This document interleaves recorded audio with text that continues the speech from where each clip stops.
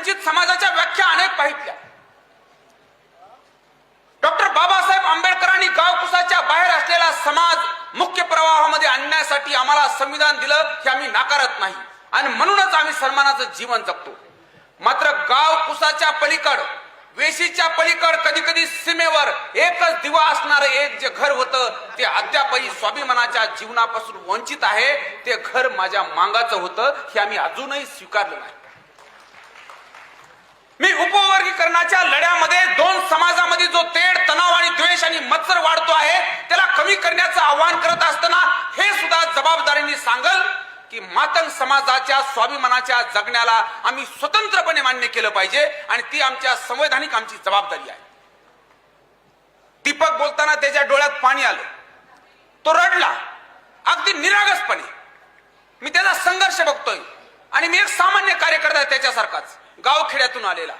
माझ्याकडे पाहत असताना त्यांनी सत्तेचा प्रतिनिधी म्हणून काही अपेक्षा केल्या. मी सुद्धा या संघर्ष चळवळीमध्ये त्याच्यासारखाच तुमच्या भूमिका मांडणारा कार्यकर्ता आहे.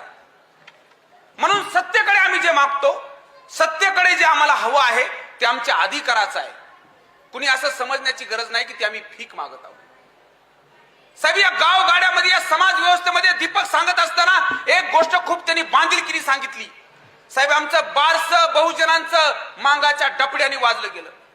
साहेब, आमच्या लग्नाच्या अगोदरची हळद आणि लग्नाच्या नंतरच्या गुळण्या सुद्धा ज्या डपड्यावर सुखाने नांदल्या ते डपड आपल्या माझ्या मांगाचं होतं. साहेब, माझं आजोळी तर वायबटवाडी नावाचं गाव आहे, अत्यंत छोटं गाव आहे. एक कचरा माय नावाची एक बाई आहे, मातंग समाजाची आहे. साऱ्या गावाचे खळे करणारा हा समाज.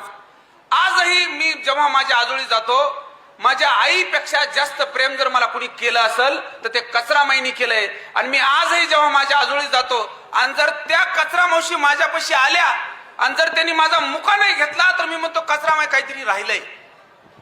साहेब, ही जी वीण आहे अलीकडच्या काळामध्ये ती उसवली गेली.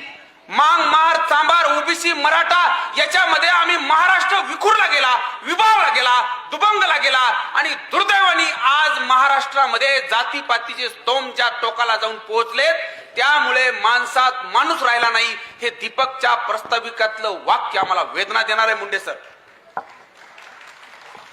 मी मिलिंद सरांना पाहतो, जेन्यू सारख्या विश्वविख्यात विद्यापीठामध्ये शिकवणारा एक बीडचा भूमिपुत्र कधीही जातीमध्ये अडकला नाही.